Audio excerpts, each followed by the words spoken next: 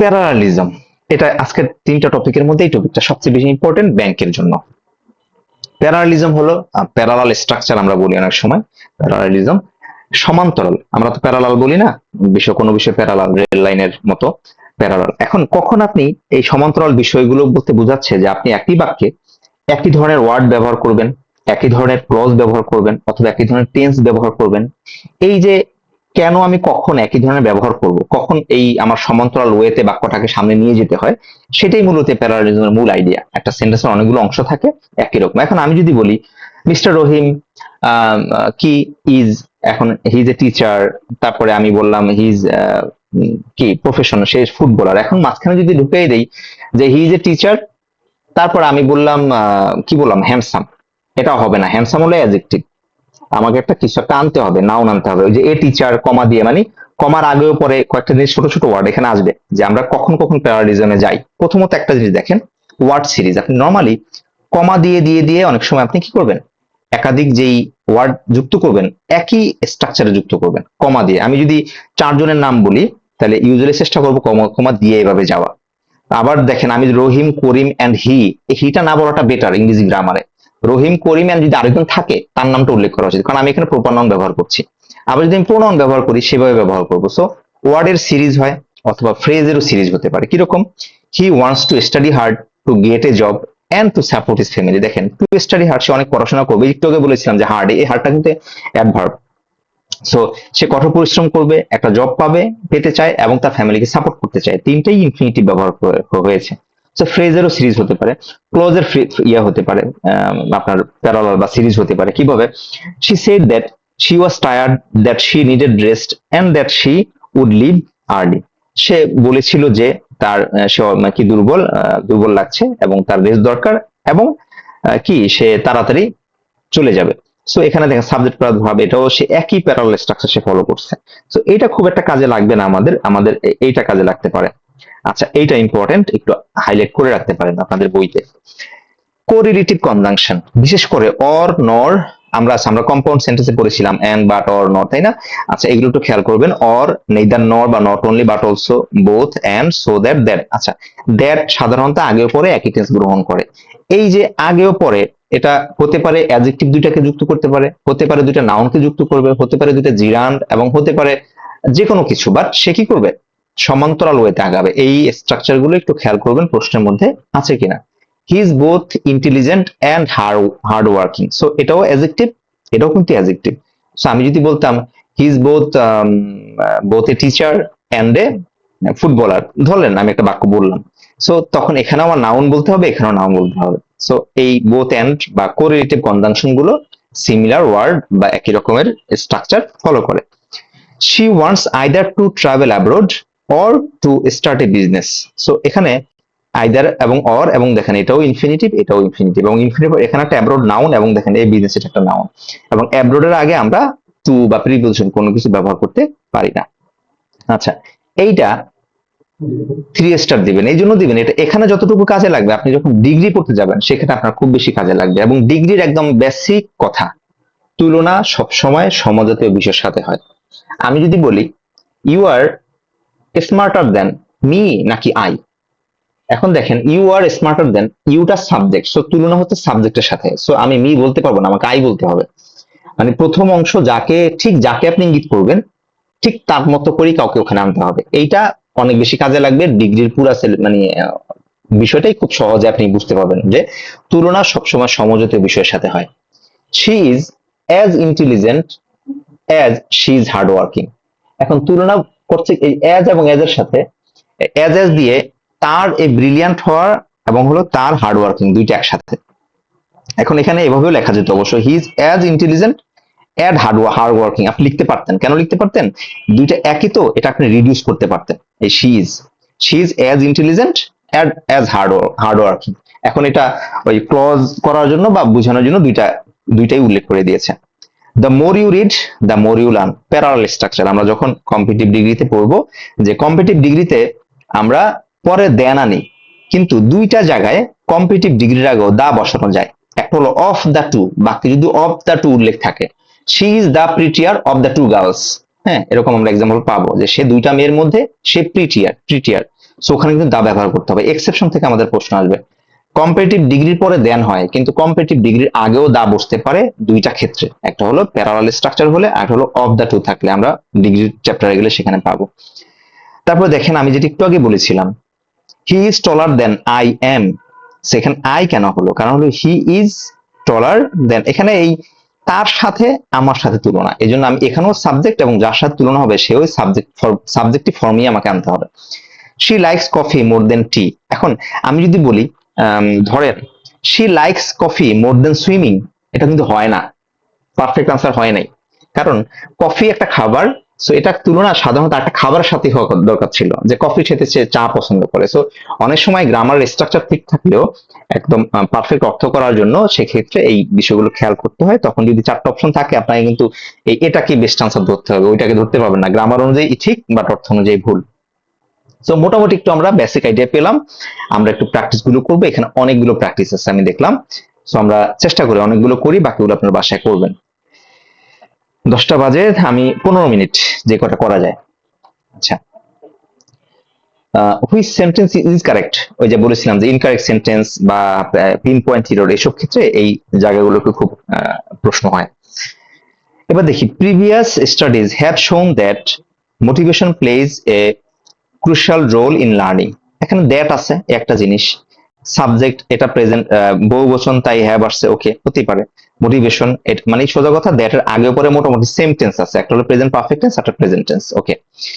The author argues that present tense আছে earlier researcher misunderstood the phenomenon, এটাতে একটু ঝামেলা আছে। আগে এই এখানে যদি হ্যাভ মানে হ্যাঁ হ্যাভ মিসআন্ডারস্টুড দিত তাহলে মনে একটু বেটার হতো, সুন্দর হতো। ওকে, তারপরটা দেখি, দ্য এক্সপেরিমেন্ট ওয়াজ ডিজাইন্ড, একটু বানানে ভুল ভুল আছে মনে হচ্ছে, হ্যাঁ এই যে ডিজাইন্ড হবে, ডিজাইন্ড কেয়ারফুলি অ্যান্ড ইয়েল্ডস রিলায়েবল, মানে হলো ফল প্রদান করা, রিলায়েবল রেজাল্টস মানে হলো গ্রহণযোগ্য ফলাফল। তো গ্রহণযোগ্য ফলাফল দিয়েছে, বা এমন ভাবে ডিজাইন করা হয়েছে সে গ্রহণযোগ্য ফলাফল দিয়েছে। ঝামেলাটা হলো এন্ড এর আগে পরে সাধারণত সেম টেন্স হয়, এটা হয়ে গেছে পাস্ট ইনডিফিনিট, এটা হয়ে গেছে present indefinite.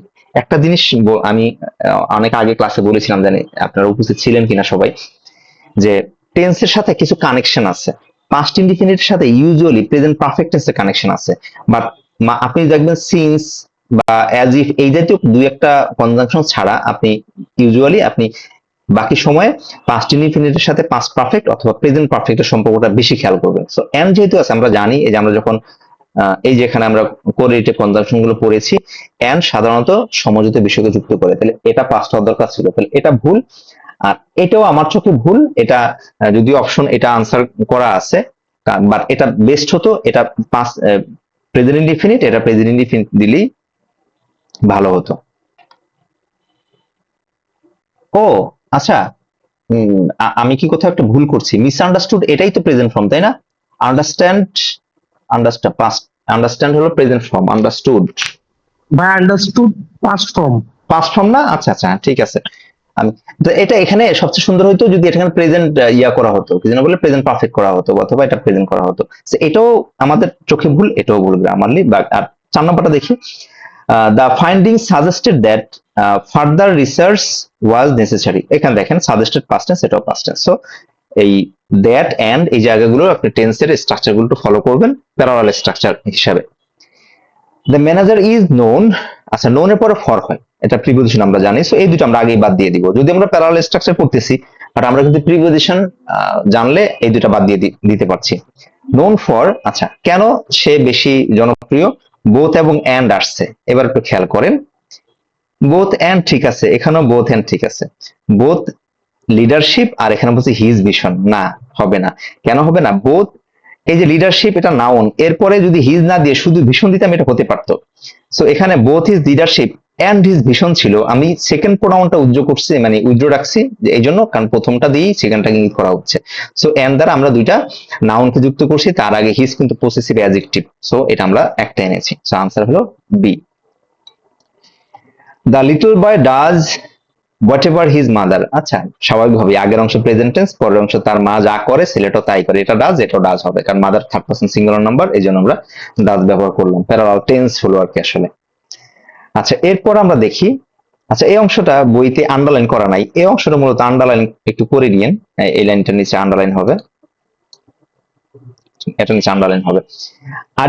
Identify the correct replacement of the underline portion of the sentence. এটা অনেক সময় রিপ্লেসমেন্ট বা এই ধরনের প্রশ্ন আসে, অল্টারনেটিভ সাবস্টিটিউট করা হয়। হ্যাঁ, এটা ওয়ার্ডের ক্ষেত্রে আসতে পারে, অল্টারনেটিভ ওয়ার্ড চুজ করতে বলে। এই যে ইয়াতে সিনিয়র অফিসারে কিন্তু রিটেনে একটা ওই ইয়ে আসছিল না, যে কি যেন একটা প্রিপোজিশন মনে হয় আসছিল, হার্মফুল এমন কিছু, টেল অন টেল আপন, এটার সাবস্টিটিউট ব্যবহার করতে বলেছিল। সো অ্যাজ কন্ট্রাস্টেড উইথ, আচ্ছা এটা বিপরীতমুখী, বিপরীতমুখী বুঝালে আমরা আনলাইক ব্যবহার করি, ঠিক আছে। এবং এটা যদিও আমরা যদি, আপনারা যদি ইয়ার পড়েন ক্লিপস্টোফেল, হ্যাঁ ক্লিপস্টোফেলে যদি পড়েন, আনলাইক নিয়ে খুব সুন্দর করে স্বাভাবিক একটা স্ট্রাকচারই আছে। আনলাইকের পরে আমরা নাউন বসাই, ঠিক আছে। Unlike that of honeybun, sorry honey bee, এটা দরকার নাই। Unlike the honey bee, the yellow jacket can sting repeatedly without dying and carries a potent venom that can cause intense pain। আচ্ছা মানে ওই আপনার মৌমাছির মতো। আচ্ছা জ্যাকেট, জ্যাকেট, জ্যাকেট মানে কি, এটা হয়তো কোনো ইনসেক্টের নাম, আমি ঠিক অর্থটা এটা জানি না। সে রিপিটেডলি, স্টিং মানে হলো আঘাত করা, কামড় দেওয়া, সে কামড় দিতে পারে উইদাউট ডাইং, মরে যাওয়া ছাড়া। And carries a potent venom, venom মানে হলো তো আপনার বিষ, সে বিষ বহন করতে পারে। That can cause intense pain, তীব্র ব্যথা অনুভব হবে। ওকে, এটা I a as contrasted with, এটার একটা অল্টারনেটিভ ওয়ার্ড ব্যবহার করতে বলে, সেটা মূলত আনলাইক, এবং আনলাইকের পরে শুধু নাউন ব্যবহার করলেই চলে। এবার দেখি এটা, which underline part of the following sentence has N error, কোনটাতে ভুল আছে, পিন পয়েন্ট ইরর হিসাবে আসে। He gave me a ticket so that I may, আচ্ছা এই মে হবে না, মাইট হবে। সো দ্যাট এর আগে দেখেন গেভ পাস্ট টেন্স আছে, এখানে কি হবে, মাইট হবে। সো এখানে এই অংশে ভুল আছে, সো এই মে ভিজিট, মানে এটা মে ভিজিট না হয় এটা মাইট ভিজিট হবে। তার মানে হলো আপনার প্যারালাল স্ট্রাকচার টেন্স থেকেই আমাদের দেখি বেশি দেখা যাচ্ছে। A person dash is 6 times more likely to kill a friend or relative than killing and intruder। আচ্ছা, এখানে মূলত এই প্রশ্নের মধ্যে আপনার বুঝতে অসুবিধা হবে, এখানে ডট ডট না, মূলত এখানে দাগ আছে, টু কিল এ ফ্রেন্ড, এই অংশটা দাগ। এখানে দেখেন অর আছে না, এখানে আছে দেন। এখন দুইটা ভার্বের সাথে তুলনা করছে। A person is 6 times more likely, সম্ভাবনা বোঝাচ্ছে। টু কিল এ ফ্রেন্ড, সে তার ফ্রেন্ডকে হত্যা করবে, অর রিলেটিভ অথবা তার কোনো বন্ধুকে, দেন কিলিং অ্যান ইন্ট্রুডার, ইন্ট্রুডার হলো বহিরাগত আর কি। সো তুলনা করতেছে তার আত্মীয় স্বজনদেরকে মারা অথবা ইন্ট্রুডারদেরকে মারা। এখন আপনি যদি বলেন এখানে টু কিল, এখানেও টু কিল রাখতে হবে, অথবা এখানে কিলিং, এখানেও কিলিং রাখতে হবে, ঠিক আছে। সো এখানে মূলত এখানে লাইকলি পরে টু হয়, সো এখানে আপনি টু কিল অ্যান ইন্ট্রুডার দিবেন, ঠিক আছে, তাহলে দুইটাই ইনফিনিটিভ হবে। প্যারালাল স্ট্রাকচার, আপনি এই অংশটা ভুল আছে, দেন টু কিল অ্যান ইন্ট্রুডার হবে এখানে, যে দেন টু কিল অ্যান ইন্ট্রুডার। আর এখানে টু কেন রাখবেন আপনি, আইএনজি কেন করলেন না, লাইকলি পরে টু হয় তাই। তাহলে এই ওয়ার্ডটা নিচে দাগ দিবেন এবং এখানে ছোট্ট করে প্লাস দিয়ে লিখে রাখবেন 2 + V1। আমি এটা করতাম, আমি যত প্রশ্ন প্র্যাকটিস করতাম, তানিয়া আছে আমার অনেক পুরনো স্টুডেন্ট ইউজিসে। সো আমরা ওই রেড কালি দিয়ে ওদের শিটের মধ্যে সবসময় বলতাম প্রত্যেকে লেখো, এটা নিচে দাগ দাও, পাশে একটা প্লাস মাইনাস দিয়ে লিখে রাখো কি হলো কেন হলো। Find out which underline part has an error, এটাও সেই ভুল বের করতে বললো। I would have asked you for dinner if I had known, okay এখানে ইফ আছে, ইফ এর পরে পাস্ট পারফেক্ট, তাই এখানে পাস্ট পারফেক্ট কন্ডিশনাল হলো। দ্যাট ইউ আর না, এখানে আর হবে না, ইউ ওয়ার হবে, মানে আপনার যেহেতু এই দুইটা পাস্ট টেন্সে আছে, এটাও পাস্ট টেন্স করতে হবে, পাস্ট কন্টিনিউয়াস করতে হবে। এই অংশটা ভুল আছে, এটা হবে এই যে you were staying here tonight. একটা জিনিস, যদি আমরা নেক্সট ক্লাসে কন্ডিশনাল সেন্টেন্স পড়বো, একটা বলে দিয়েছিলাম আগেও হয়তো কোনো ক্লাসে, ইফ এর পরবর্তী অংশে আপনি কখনো মোডালস দেখবেন না। দেখেন মোডালসটা এখানে আসছে, আপনি যখন কন্ডিশন করবেন আপনি অপশনের মধ্যে দেখবেন, যদি কোনো অপশন ইফ এর পরে অক্সিলারি ভার্ব আনে, মানে উইল, উড, কুড, মাইট, আপনি ওটাকে আনসার করবেন না, ওটাকে বাদ দিয়ে দিবেন, অটো বাদ দিবেন, ভুল হবে না। সো কন্ডিশনটা হয় এই অংশে, ইফ এর পরবর্তী অংশে কন্ডিশনাল চেঞ্জটা আসে না। ছোট বিষয়, সামনের বিষয় যেন আগে বলে দিলাম। ওকে, এবার দেখা যাচ্ছে contrary to what had previously bin reported. Contrary to মানে বিপরীত বুঝায়, এটা একটা ইয়ে কি বলে, এটা ফ্রেজ। প্রিভিয়াসলি বিন রিপোর্টেড, পূর্বে যেটা রিপোর্ট করা হয়েছিল, দ্য কন্ডিশনস গভর্নিং দেশ arranged by the United States. আচ্ছা এই অংশটা এখানে has not yet been revealed. আচ্ছা এখন মূলত এখানে একটু লেখা নাই, ইন্ডিকেশন দেয়া নাই যে আসলে কোথায় ভুল আছে সেটা। আচ্ছা, had been reported past tense, তারপর দেখেন অ্যারেঞ্জড বাই, এটাও কিন্তু পাস্ট টেন্স, তার মানে এই যে হ্যাজ নট ইয়েট বিন, এটাও কিন্তু পাস্ট টেন্স হবে। সো এটা ঠিক আছে, এটাও ঠিক আছে, আমার একটা প্রেজেন্ট টেন্সে আছে, আমি এটাকে চেঞ্জ করে ফেলবো, যে লেখা আছে had not yet been revealed, মানে হলো টেন্সের প্যারালালিজম আমাদেরকে মেনটেন করতে হবে। সো এটা নিচেটা দাগ হবে, এটা নিচেটা দাগ হবে, এটা গোল হবে, এটা চেঞ্জ হবে। তাই some methods to prevent soil erosion are plowing, ওকে, কমা যেহেতু আছে এখানে, টু প্লান্ট, আচ্ছা এই অংশ এই ডট ডট গুলো হবে না, আর প্লাউইং, তারপরে to plant trees and rotating. তাহলে দেখেন এখানে প্লাউইং, এখানে রোটেটিং, এখানে হবে প্লান্টিং ট্রিজ। ওই যে বলেছিলাম কমা এবং এন্ড দ্বারা সবসময় একই জাতীয় জিনিসকে যুক্ত করবেন। সো প্লাউ মানে তো ইয়া করা, চাষ করা, মানে মাটি ওলট পালট করাটাকে বোঝায় আর কি, এটা কি বোঝায়, লাঙ্গল দিয়ে চাষ করা আর কি। তারপর গাছ লাগায় এন্ড রোটেটিং ক্রপস, এবং তারা শস্য, আচ্ছা ক্রপস এবং কর্পস, কর্পস অনেক সময় পরীক্ষা আসে, কর্পস মানে হলো আপনার ওই যে মরা দেহ, মৃতদেহ, আর ক্রপস মানে শস্য, ওইটা আসে অনেক সময় ইয়াতে সাবস্টিটিউশন হিসাবে কর্পস, এই আটটা পরে গেলে যেটা হয় আর কি। ওকে, এটা আমরা এন্ড থাকার কারণে এটা জিরান্ট, এটাও জিরান্ট হবে, এটাও জিরান্ট হবে। ওকে, এই অংশে ভুল আছে আর কি, এটা হলো কোথায় ভুল আছে সেটা বের করতে বলছে। Jan and John saved and finally they dash, okay, buy the house for their dreams। আচ্ছা, দুজন ব্যক্তি তারা অনেক বেশি সেভ করে, সেটা বোঝাচ্ছে, এটা জোর দেওয়ার জন্য বোঝাচ্ছে, তারা অনেক বেশি জমালো এন্ড ফাইনালি, এবং অবশেষে তারা একটা বাড়ি কিনতে পারলো। আচ্ছা, এটা আপনি কুড বাই দিতে পারবেন, মানে দিতে পারতেন, এটা যেহেতু পাস্ট টেন্স কেন আপনি দিবেন না, আর কুড নট তো তাহলে বাক্য অর্থ হয় না। তারা অনেক সেভ করেছে এবং ফাইনালি তারা কিনতে পেরেছে, এটা পজিটিভ অর্থ দিচ্ছে, এটা অর্থগতভাবে হয় না, এটা টেন্স হয় না। যদি ম্যানেজ টু না থাকতো আপনি কোন আনসার করতে পারতেন, কিন্তু ম্যানেজ টু একটা সুন্দর একটা ওয়ার্ড, এটা হলো সামহাও কোনো কিছু করতে পারা, চেষ্টা, মানে একদম মানে অনেক চেষ্টা করেছে, ম্যানেজ বলেন সামহাও ম্যানেজ দিস, মানে হলো কষ্টসাধ্য বিষয় বা সে করতে পেরেছে, এটাকে বলা হয় ম্যানেজ টু। আর এমনি নর্মালি কুড কোনো কিছু করতে পারা, সেখানে আপনি ক্যান কুড ব্যবহার করবেন, কিন্তু একটু কষ্ট করে যদি কোনো কিছু করতে পারে সামহাও, সেটা হলো ম্যানেজ টু। এই জন্য আপনি টেন্স ঠিক রাখলেন পাস্ট টেন্স, আর এটা মূলত অর্থগতভাবে আমি ব্যবহার করলাম ম্যানেজ টু, এটা না থাকলে আপনি কুড দিতে পারতেন। তারপর দেখেন Rizwan admired the speed with which he completed the work and appreciating the method adopted by him। ওকে, একটু খেয়াল করি, admired past tense, complete the work and appreciating, আচ্ছা এখানে এখানে মনে একটু ঝামেলা আছে, the method adopted by him। আচ্ছা and আছে, এই অংশে আছে with, এখানে দেখেন he completed the work and, আবার এখানে আপনার কি করতে হবে, এখানে আপনি পাস্ট টেন্স আনতে হবে, এটা পাস্ট টেন্স, তাই অ্যাপ্রিসিয়েটিং, এখানে কিন্তু আগে এই যে অ্যাডমায়ার্ড, কমপ্লিটেড, অ্যাপ্রিসিয়েটেড এরকম কিছু একটা আসবে, আপনি এন্ড যুক্ত এই ধরনের থাকলে আপনি প্যারালাল স্ট্রাকচার ফলো করবেন। অ্যাপ্রিসিয়েটিং, এখানে অ্যাপ্রিসিয়েটেড এটা আছে, এই তিনটা আমি বাদ দিব। আচ্ছা, appreciated the method adapted by him, এটাই কারেক্ট, এই অংশটা চেঞ্জ করার দরকার নাই, মানে এটা মেথডটা মানে নিজে অ্যাকসেপ্ট হয় না, তাকে অ্যাকসেপ্ট করা হয়েছে, মেথড তো নিজে অ্যাকসেপ্ট হয় না, সেটা প্যাসিভ ভয়েস হবে, এজন্য এটাই ঠিক রাখতে হবে। The method adopted by him, এখানে বাই হিমটা লেখা হয় না যদিও, বাট এটাই থাকবে, ঠিক আছে, এটা চেঞ্জ হবে, অ্যাপ্রিসিয়েটেড হবে।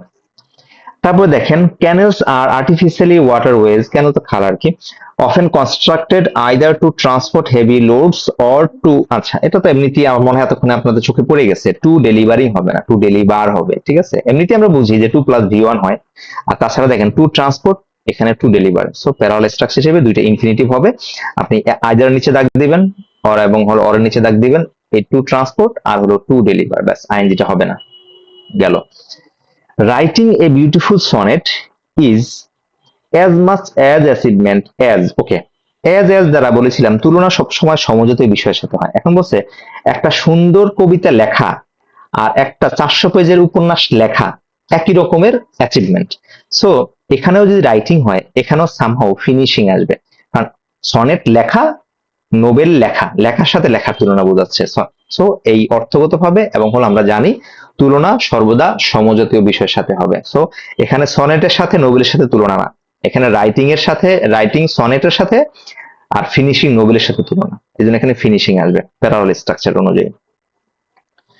The soles of the polar bear's feet are covered with fur which provides stability on slippery dash, আচ্ছা এটা যদি আপনি কিছু নাও পারেন তাও আপনি এটা এখানে ভুল ধরতে পারবেন, গ্রাউন্ড হলো নাউন, নাউনের আগে অ্যাডজেক্টিভ হয়, ফ্রিজ না frozen, slippery adjective, frozen adjective, তারপর আমরা নাউন বসালাম, নাউনের আগে আমরা কি বসাবো, অ্যাডজেক্টিভ বসাবো, আপনি প্যারালাল স্ট্রাকচার নাও পারতেন তাহলে বেসিক গ্রামার রুলস জানলে এটা আনসার করতে পারতেন।